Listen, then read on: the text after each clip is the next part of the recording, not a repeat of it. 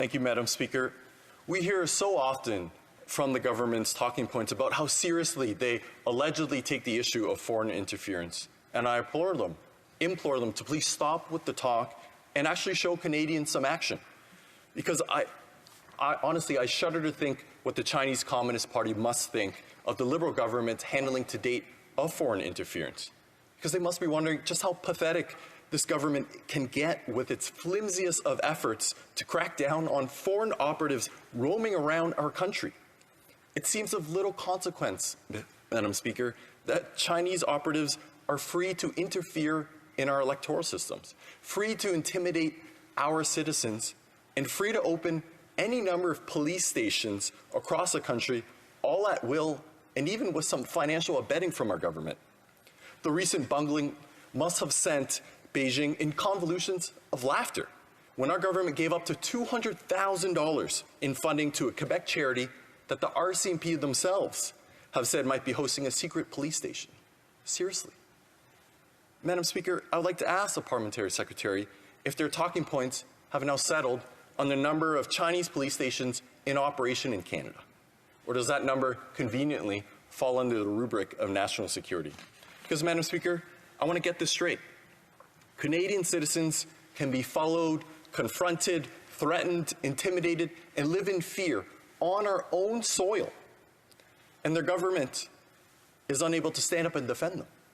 What kind of government is that? When will Canadian citizens of Chinese ancestry or not finally get some answers, Madam Speaker? How long does an RCMP investigation into Chinese police stations operating in Canada take? Has anything been done? Has anyone been arrested or declared persona non grata and sent packing? The most important question that remains, Madam Speaker, is this. Why has there been such a reluctance by the Canadian government to take definitive, concrete action against foreign interference in Canada? Does Beijing have something on the Prime Minister or the Cabinet? Is there some vested financial trade deal at play?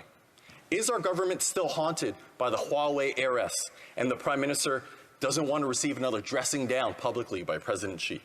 Madam Speaker, Canada expels a Chinese diplomat who targeted an MP's family, and the government seems almost more apologetic than angry. Is our government even capable of informing China in no uncertain terms that we, as a country, are not their personal plaything and that our country is not a doormat? Just like China, Canada has a right to stand up for our national security and sovereignty.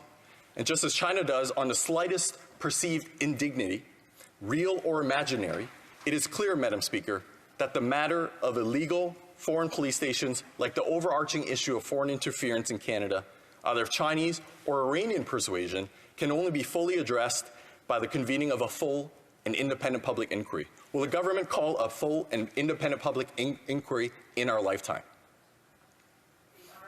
Secretary to the Minister of Immigration, Refugees and Citizenship.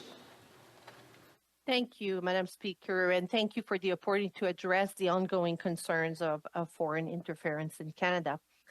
Canada is a country with open political systems, democratic processes, social cohesion, academic freedoms, and prosperity.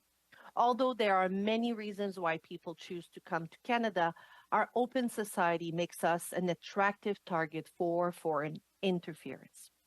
Foreign interference, including acts targeting our democratic institution and electoral processes, is not a partisan issue. Regardless of actually our political affiliations and stripes, as parliamentarians and leaders, it is our responsibility to protect Canada and Canadians from these threats. We recognize that individuals in Canada subjected to intimidation, harassment, or manipulation by foreign states or their proxies suffer the effect of foreign interference directly. These activities are a threat to Canada's sovereignty and to the safety of our communities and individuals in Canada. The Government of Canada takes these threats very seriously. Our government has taken steps, including, among others, disrupting foreign interference through available legal mechanism, including publicly denouncing threats, leveraging existing legislation, or through other efforts. Also investing suspected illegal activities and seeks to address them through criminal prosecution where applicable, providing mechanism for public reporting through the CSIS and RCMP websites and national security threat phone lines, engaging with communities at risk in Canada to help them better protect themselves against foreign threats, and consulting and speaking with the public and key stakeholder on the design and implementation of a foreign influence transparency registry. While those actions aren't exhaustive, they highlight the real work that actually our government is doing to safeguard our democracy and citizens. Our government is well aware of the serious allegation that Canada is being targeted for foreign interference, in particular, the allegation of overseas police stations reportedly affiliated with the People's Republic of China. I can assure members of this House that the Government of Canada is taking swift action to deal with these concerns and has a strong, robust strategy for combating foreign interference.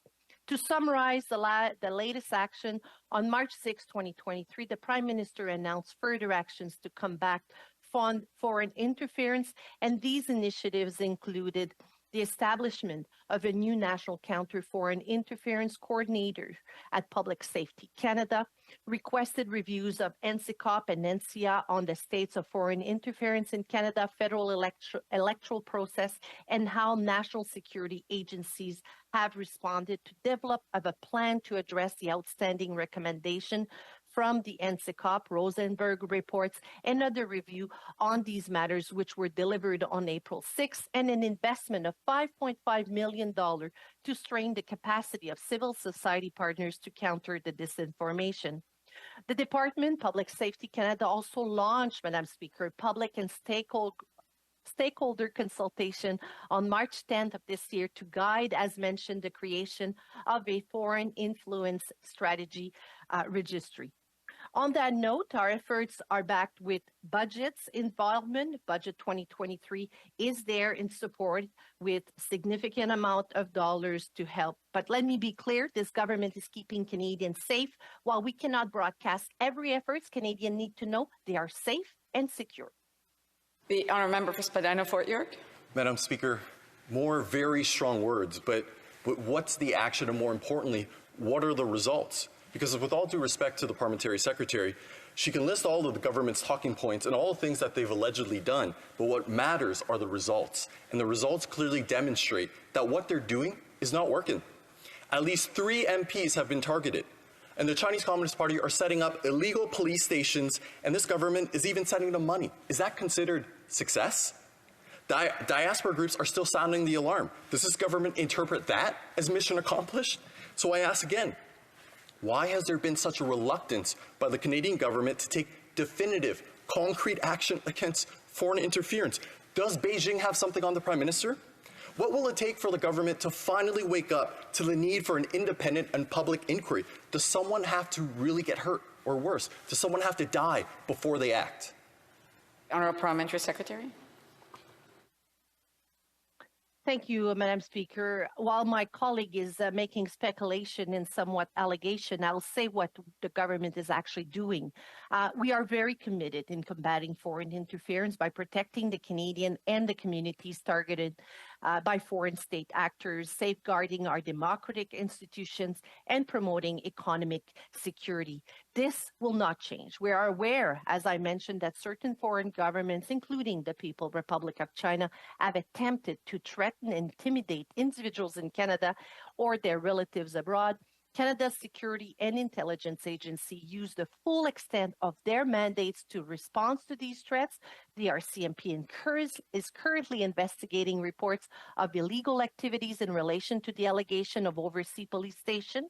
However, as they are ongoing investigation, new information cannot be revealed at this time, but be assured that there is evidence of stake-back harassment or intimidation.